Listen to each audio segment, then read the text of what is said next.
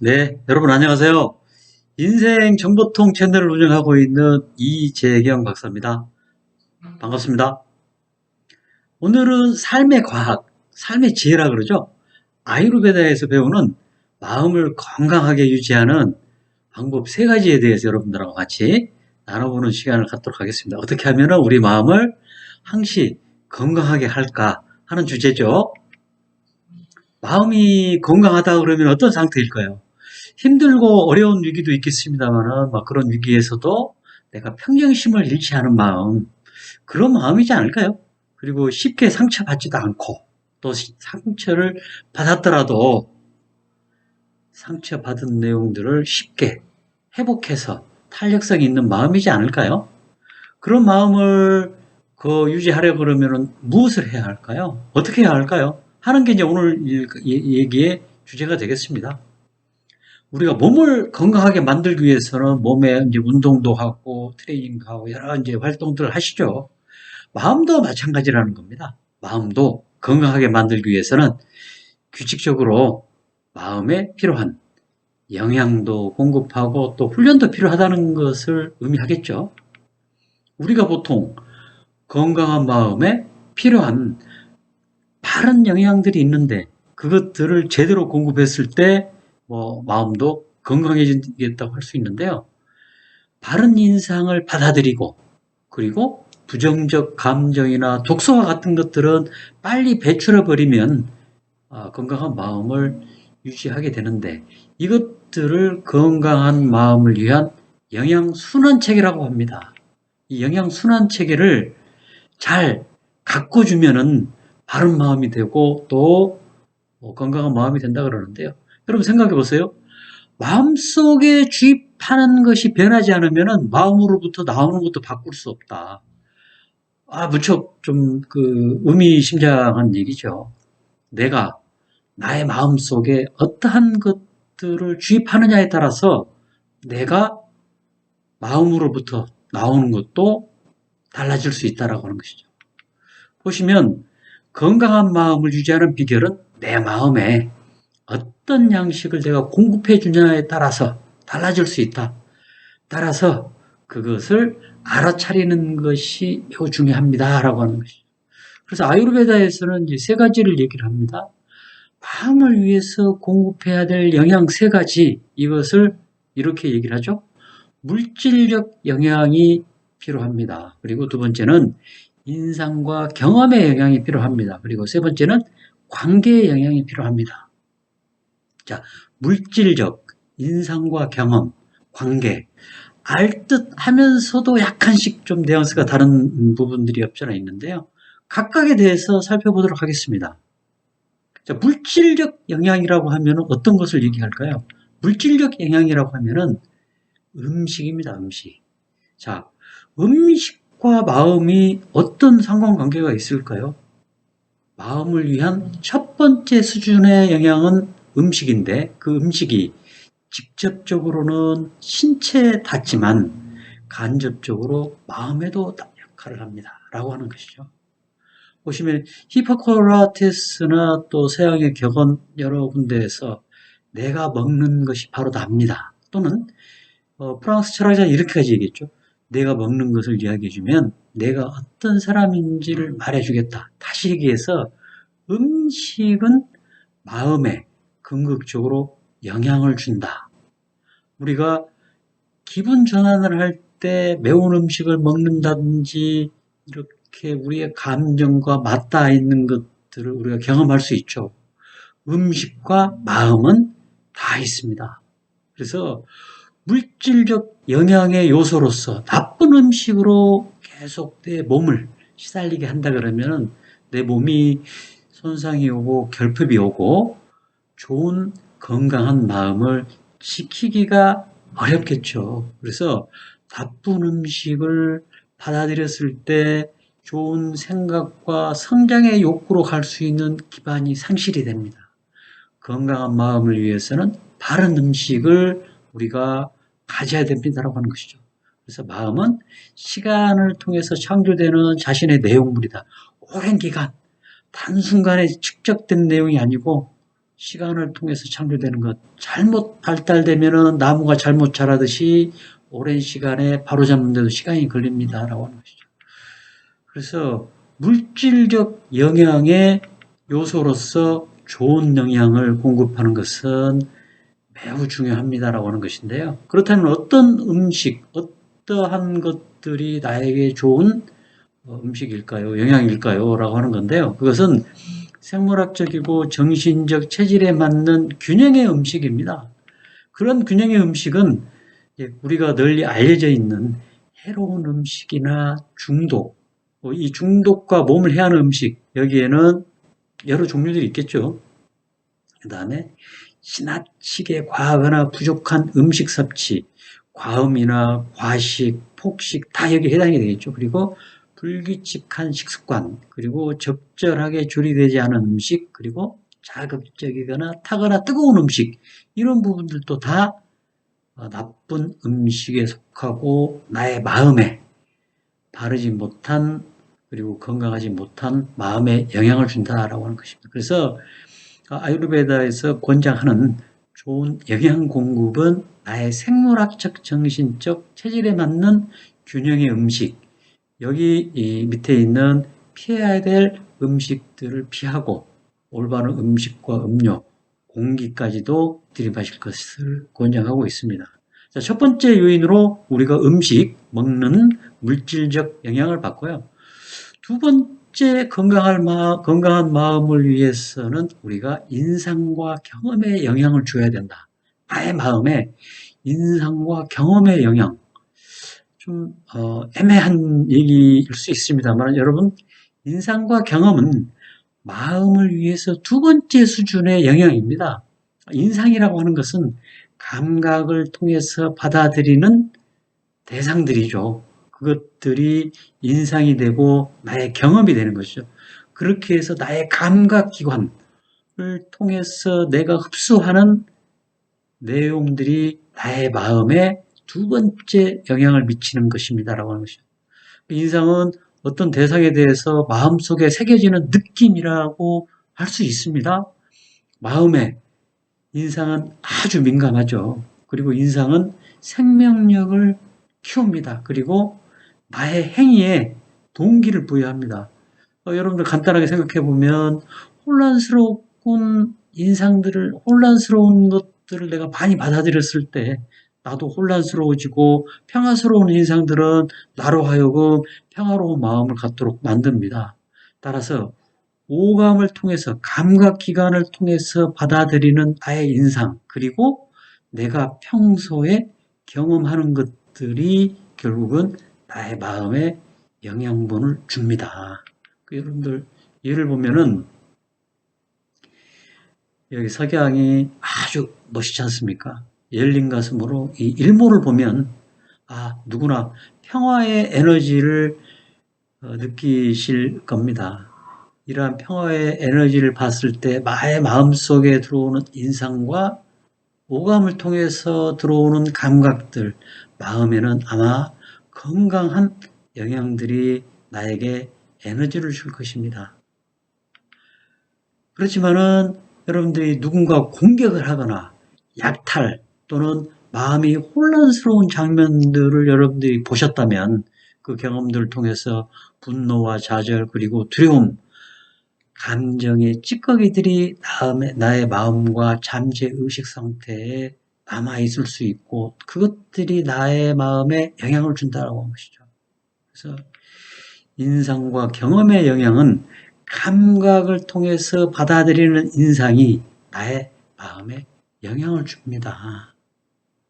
여러분들 TV를 통한 폭력적인 장면이나 또는 우리가 어떤 경험을 했던 것이나 또는 자극들을 통해서 받아들이는 감각 인상은 반드시 나의 마음에 영향을 준다. 따라서 인상과 경험을 통해서 건강한 인상과 경험을 받아들였을 때 나의 마음도 건강해질 수 있다고 하는 것이죠.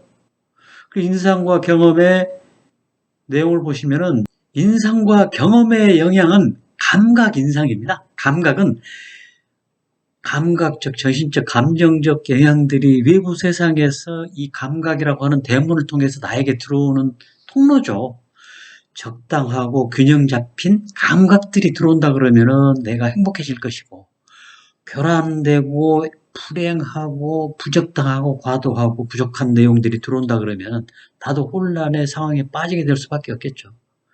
많은 혼란스럽고 부적당한 내용들을 우리 현실 세계에서 많이 받아들일 수밖에 없는 상황입니다. 이런 상황에서 한 걸음 물러나, 현세에서 한 걸음 물러나 나를 살펴볼 수 있는 시간들이 필요하다고 할 수 있겠죠. 보시면은 올바르지 못한 인상을 흡입하게 됐을 때 나의 마음도 혼란스러운 상상, 어지러운 수면, 그리고 정신적 중압감들에서 헤어나기 쉽지 않겠죠. 그래서 올바른 인상을 우리가 많이 받아들입시다라고 하는 얘기죠. 그렇게 됐을 때 상상도 제어할 수 있고 감각작용을 더 예민하게 만들 수 있고 또 인식과 창의력인 창조적인 표현 역량도 올라가서 나의 정신도 맑아질 수 있다고 하는 것입니다. 그렇게 하기 위한 두 가지 방식을 오늘 여러분들에게 말씀드리고자 합니다.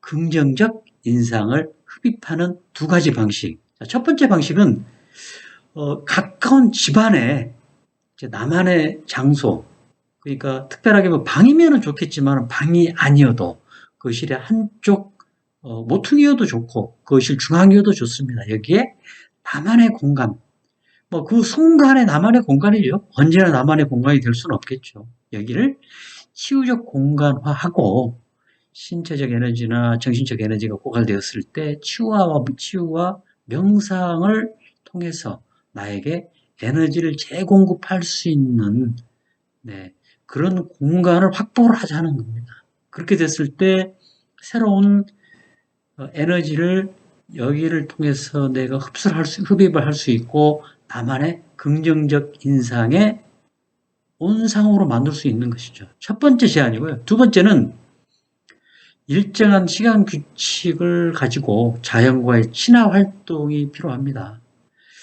자연과 더 가까워질 수 있는 시간들이 많이 현대를 살아가면서 부족한데요. 그럼에도 불구하고 자연과 우리가 많이 규칙적으로 친화하는 활동들 있을 때 이 친화 활동을 통해서 긍정적 일상을 우리가 발딛고 있는 현실 세계로 끌고 들어올 수 있고 상호작용과 의식 속에서 그러한 인상들을 다시 한번 반추할 수 있는 시간이 될 수 있는 것이죠. 그래서 명상을 통할 때 그러한 자연과 상호작용을 했었던 내용들을 다시 한번 반추할 것을 권장하고 있습니다.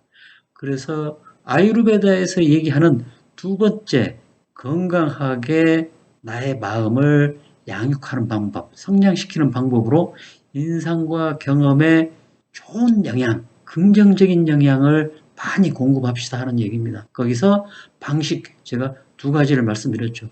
집안에 내가 치유의 공간을 확보를 하자. 두 번째는 자연과 주기적으로 친화하는 활동을 많이 해서 생활 상호작용 과정 속에서도 항시 의식과 명상에 활용할 수 있는 기반을 만들자라고 하는 내용입니다. 세 번째 마음의 영향은 관계의 영향입니다. 저는 이 세 가지 영향 중에서 이 관계의 영향이 가장 중요한 영향이지 않을까 생각이 듭니다. 자, 왜 그러냐면은 마음을 위한 영향 중에서 가장 깊은 수준에 있는 영향입니다. 자, 이것은 음식이나 인상과 경험에 의한 영향보다도 더 깊은 수준, 깊은 의식에 있는 영향이고요. 이것은 어떤 것을 의미하는 것이냐면은 내가 가슴에서 관계하는 사람들, 그 사람들의 영향을 내가 받을 수밖에 없습니다. 따라서 내가 가슴 수준에서 관계하는 사람들을 좋은 관계를 만들고 또 좋은 사람들과의 관계를 만들어 갑시다라고 하는 것이죠. 그렇게 했을 때 내가 마음 치유가 되고 내가 성장의 에너지를 받을 수 있다라고 하는 겁니다. 자, 가장 깊은 무의식의 관계는 집단적 패턴, 이게 집단 무의식이라고도 하죠. 이런 쪽에서 나오는 거고, 그리고 마음이라고 하는 것은 부모로부터서 시작될 때 나의 성장 과정에서부터 타인과의 상호작용까지도 폭넓게 이루어지는 관계가 다 포함되어 있다라고 얘기할 수 있겠죠. 그래서 그 중에서도 보다 깊은 의식에 있는 가장 강력한 충동은 관계에 의해서 결정이 됩니다. 자신의 성격을 결정짓게 하는 것은 결국 가장 가깝게 관계하는 사람들에 의해서 나를 결정지어집니다. 라고 하는 것이. 그래서 이런 얘기도 있죠. 자, 내가 어떤 사람인지 알고자 하면 가장 가깝게 지내며 느끼고 많은 시간을 보내는 사람들이 어떤 사람인지 살펴보라는 얘기가 있습니다. 자, 심리적인 우리의 모습은 환경과 어떻게 상호작용하는가입니다. 그 중에서도 현대사회에서는 내가 관계를 맺고 살아가는 상호작용을 어떤 사람과 하는 것이 가장 키가 되겠죠. 여러분, 아유르베다에서 권장하는 이 깊은 의식에서 관계의 영향에 강조하는 것은 이 두 가지입니다. 하나는 정신적 스승, 멘토와 같은 내가 정말로 정신적 지주가 될 수 있는 스승을 꼭 만드세요. 그리고 두 번째는 진실한 친구가 있어야 됩니다. 라고 하는 것이죠. 그리고 거기에 한 걸음 더 나간다면 자연의 아름다움이나 훌륭한 예술, 지혜의 가르침으로부터서 가까워집시다라고 하는 것이죠. 그래서 선을 찾고 지혜와 사귀기 위해서 노력하고 이러한 지혜로운 스승과 가깝게 지내기가 어렵다면 마음속에 언제나 간직한, 여기에는 뭐 종교적인 신앙적인 측면도 포함이 되겠죠. 언제나 간직하는 것, 그리고 언제나 유용한 태도와 좋은 생각을 투사를 해서 내가 그러한 분들과의 친교를 마음속으로 갖고자 하는 것이죠. 그래서 존경하는 사람에게 문제를 토로하거나 또 도움을 받고 하는 것들은 삶에서 정말로 커다란 도움을 줄 수가 있죠. 그것들은 의사소통하는 것, 대화하는 것 자체가 심리적인 요법이 될 수가 있죠. 그래서 여러분들이 충분히 관계하고 여러분들이 사회적으로 상호작용하는 진실된 친구, 그리고 나에게 존경하는 사람이 있는가 라고 하는 부분을 한 번 더 되돌아보는 시간이 됐으면 좋겠습니다. 그래서 지금까지 말씀드린 내용이, 자, 건강한 마음을 위해서 바른 음식으로부터서 영양을 우리가 공급받아야 됩니다. 그랬을 때 건강한 마음을 이루는 기초를 만들 수 있습니다. 그리고 우리가 감각기관을 통해서 받아들이는 긍정적 인상과 경험의 영향을 긍정적으로 충분히 받아들여야 됩니다. 그리고 깊은 의식, 정신적 지주로서 우리가 건강한 정신적 지주의 멘토와 같은 스승, 그리고 진실된 친구와의 깊은 관계, 이 세 가지의 영향을 통해서 비로소 건강한 마음을 만들어낼 수 있습니다라고 하는 것입니다. 자, 나의 마음 속에 무엇을 놓고 있는가? 여러분들은 매일매일 여러분들의 마음 속에 무엇을 놓고 있습니까? 음식, 그리고 감각, 인상과 관계, 세 가지 중에서 여러분들이 마음을 성장시키는 것들을 놓고 있습니까? 마음의 영향 세 가지, 그리고 올바른 긍정적인 감각, 인상에 대한 흡입, 그리고 관계, 내가 진실된 친구와 스승, 정신적 스승으로 모실 수 있는 관계를 재수립함으로써 여러분들이 건강한 마음을 가질 수 있고 어떠한 위험에서도 어떠한 힘든 역경에서도 다시 일어날 수 있는 회복 탄력성을 확보할 수 있다 생각이 됩니다.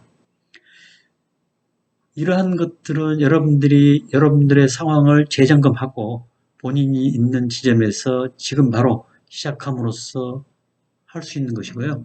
건강한 마음을 위해서 내가 있는 자리에서 알아차리는 것이 가장 중요한 출발점이 되겠죠. 오늘 여러분들하고 같이 아유르베다 삶의 지혜를 통해서 배우는 건강한 마음을 위한 영양분 3가지에 대해서 말씀을 드렸습니다. 여러분들 지금까지 경청해 주시고 시청해 주셔서 감사합니다.